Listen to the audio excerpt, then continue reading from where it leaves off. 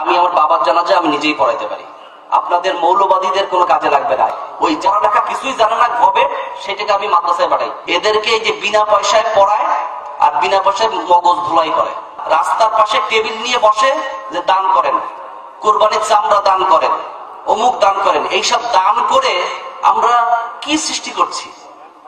আমাদের টাকায় চলে আমাদের জমিতে থেকে বাংলাদেশে অবস্থান করে আপনি বাংলাদেশের বিরুদ্ধে কথা বলবেন? আপনি যদি বাংলাদেশের সংবিধান বাংলাদেশের আইন না মানেন, আপনার কাছে তিনটে অপশন আছে। এক অপশন উল্টা পাল্টা করবেন, হাত ভেঙে দিব, জেল কাটতে হবে। দ্বিতীয় অপশন হচ্ছে গিয়ে একেবারে চুপ করে থাকবেন, বাংলাদেশের ইতিহাস বঙ্গবন্ধু স্বাধীনতা নিয়ে কোনো প্রশ্ন করতে পারবেন না, চুপ করে নিজের জীবন যাপন করবেন।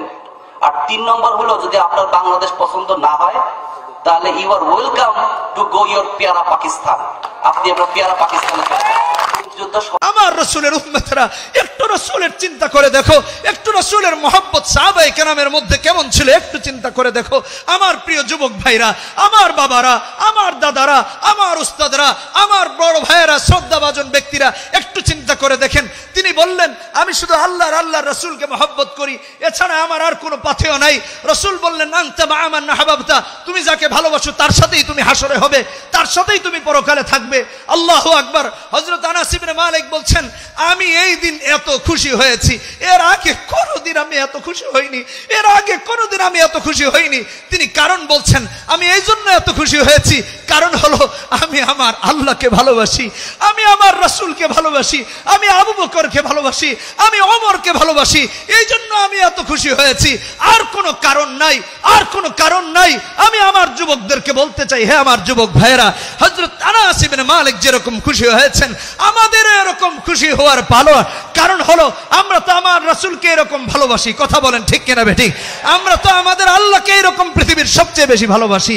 কথা বলেন ঠিক কিনা বেঠিক? আমার যুবকদের অবস্থা দেখে হতাশ হই। যুবক ভাইরা আমার না বুঝে রাস্তায় আলেমদের বিরুদ্ধে দাঁড়ায়। আমার যুবক ভাইরা, আলেমরা যখন হকের পক্ষে ডাকে তারা মশাল মিছিল দিয়ে বলে আলেমদের গালে জুতা মারবে। আমরা তোমাদের কপালে চুমু দিয়ে বলতে চাই আলেমরা তোমাদের দুশমন নয়, আল্লাহর কসম আলেমরা তোমাদের দুশমন নয়। আরে আলেমরা তো তোমাদেরকে রাসূলের কাজগুলো পৌঁছায়া দিচ্ছে, আলেম তো তোমাদেরকে রাসূলের দিকে ডাকছে, আলেম তো তোমাকে আল্লাহর পথে ডাকতেছে, আরে আলেম তো তোমাকে রাসূলের দেখানো পথে ডাকছে। আরে যুবক, আলেম শুধু আলেম নয়, আরে যুবকেরা আলেম শুধু আলেম নয়, আলেম তো কেমন আলেম, আলেম তো কেমন আলেম, ওয়ারাসাতুল আম্বিয়া, সব নবীদের ওয়ারিস, শুধু এক নবীর ওয়ারিস নয়, শুধু এক পয়গম্বরের ওয়ারিস নয়। কোন আলেমের গালে তুমি জুতা মারতে চাচ্ছ যুবক? কোন আলেমের গালে তুমি জুতা মারছো? কোন আলেমের পুষ্পোত্তলিকা তুমি দাহ করছো? আহারে, তোমার মধ্যে কি এই আশ্বাস নাই এই আলেমের মাথায় টুপি আছে রাসূলের সুন্নাত, এই আলেমের চেহারায় দাড়ি আছে, এই দাড়িগুলোতে তুমি কিভাবে আগুন লাগাচ্ছ? মাথায় টুপি আছে, এই টুপিতে তুমি কিভাবে আগুন লাগাচ্ছ? তুমি কেমন যুবক হয়েছো? তুমি কেমন মুসলিম হয়েছো? আমি আমার যুবকদেরকে একটু তোমাদের কপালে আমরা চুমু দিয়ে বলছি, জুতা মেরে নয়। তুমি একটু চিন্তা করে দেখো ইসলাম কত সুন্দর, তুমি একটু চিন্তা করে দেখো ইসলাম কত সুন্দর।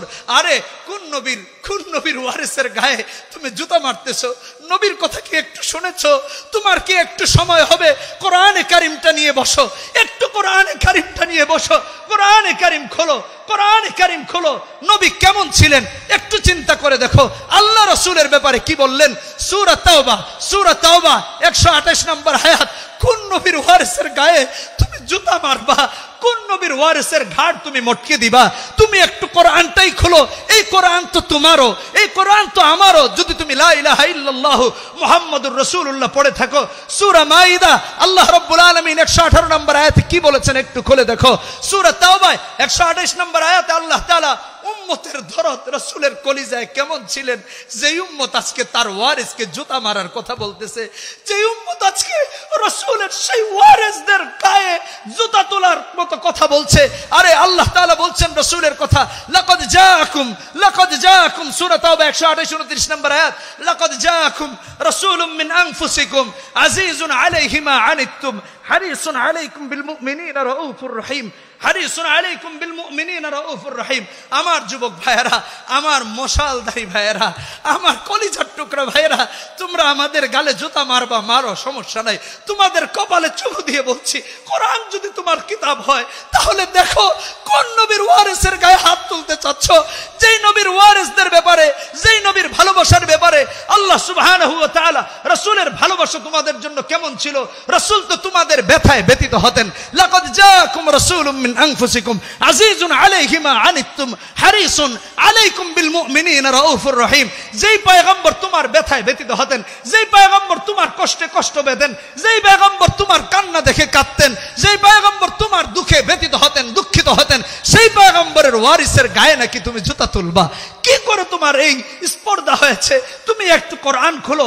আমার কথা তোমার কাছে খারাপ লাগতে পারে, হয়তোবা আমি গায়ের জোরে মনে করছো, তোমাকে বলছি আল্লাহ তো তোমার সাথে অবিচার করেননি, করবেনও না। কোরআনে কারিম খোলো। আরে ভাই, তারপরেও যদি মনে করো তুমি আলেমদের গায়ে হাত তুলবা, তুমি কোরআনে কারিম খুলে দেখো, সূরা মাইদা 118 নম্বর আয়াত, সূরা মাইদা 118 নম্বর আয়াত। আল্লাহ সুবহানাহু ওয়া তাআলা তোমাদের প্রতি আমার পয়গম্বরের, তোমাদের প্রতি আমার রাসূলের, আমরা যেই নবীর জন্য জীবন দিতে রাজি হচ্ছি, আর সেই নবীর যারা ভালোবাসায় রাস্তায় নামছে তাদেরকে তোমরা জুতা পেটা করছো। আরে রাসূল তো কেমন মহব্বতের ছিলেন তোমাদের জন্য, তোমাদের জন্য কেমন ব্যথায় ব্যতীত ছিলেন। কোরআনে কারিম খুলে দেখো, সূরা মাইদা 118 নম্বর আয়াত।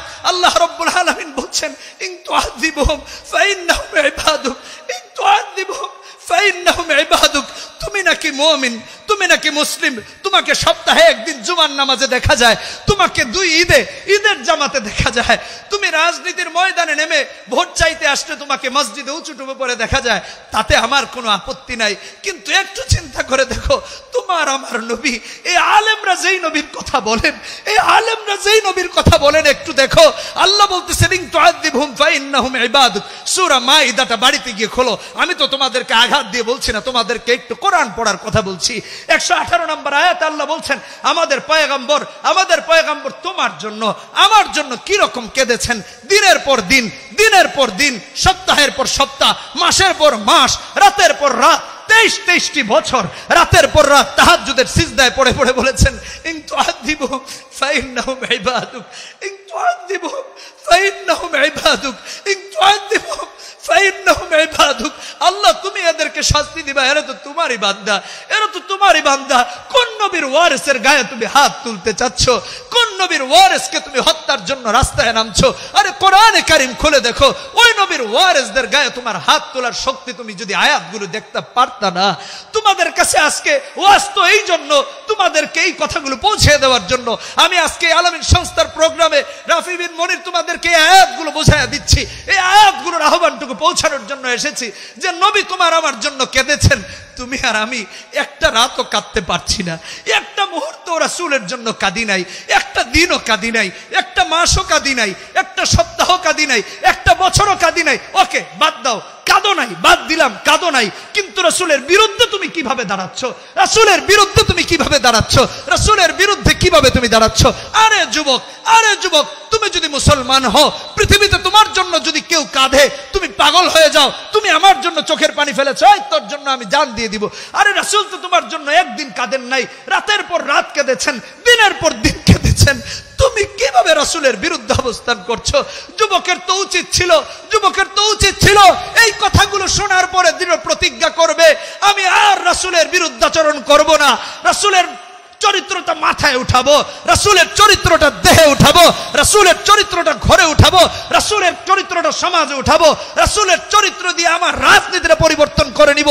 উম্মত যদি প্রকৃত উম্মত হয়, তাহলে উম্মতের মধ্যে এটাই হওয়া উচিত। কিন্তু আজকে উম্মত গাফেল, উম্মত চলছে পশ্চিমাদের চরিত্র নিয়ে, উম্মতের মাথায় পশ্চিমাদের চরিত্র, উম্মতের চেহারায় পশ্চিমাদের চরিত্র, উম্মতের লেবাসে পশ্চিমাদের চরিত্র, যুবকদের আপাদ মস্তকে পশ্চিমাদের চরিত্র, যুবকের ঘরে পশ্চিমাদের চরিত্র, যুবকের স্ত্রীর পশ্চিমাদের চরিত্র, মা বাবারও একই হালত, রাজনীতির এক হালত, সমাজের এক হালত, প্রশাসনের এক হালত। আমি আল্লাহর ওয়াস্তে বলছি, আল্লাহর ওয়াস্তে বলছি, উম্মত যদি হয়ে থাকি তাহলে রাসূল কেঁদেছেন, আমরা যদি না কাঁদতেও পারি, রাসূলের বিরোধিতা করা উচিত নয়, রাসূলের বিরোধিতা করা উচিত নয়, রাসূলের বিরোধিতা করা উচিত নয়। আমরা আজকে যখন নাস্তিক মুরতাদদের বিরুদ্ধে দাঁড়াই, আমরা যখন রাস্তায় যাই, তোমরা আমাদেরকে ঘাড় মটকে দাও, আপত্তি নাই। তোমরা আমাদেরকে বুলেট দিয়ে আঘাত করে করে দেহটা ক্ষত বিক্ষত করে দাও, সমস্যা নাই। আমরা তো আল্লাহর কাছে শাহাদাতের তামান্না এমন চাই যে আল্লাহ জীবন দাও, রাসূলের ভালোবাসায় মৃত্যু হবে, শহীদ হব, আবার জীবন দাও, আবার শহীদ হব, আবার জীবন দিবে, আবার শহীদ হব, আবার শহীদ হব, আবার শহীদ হব।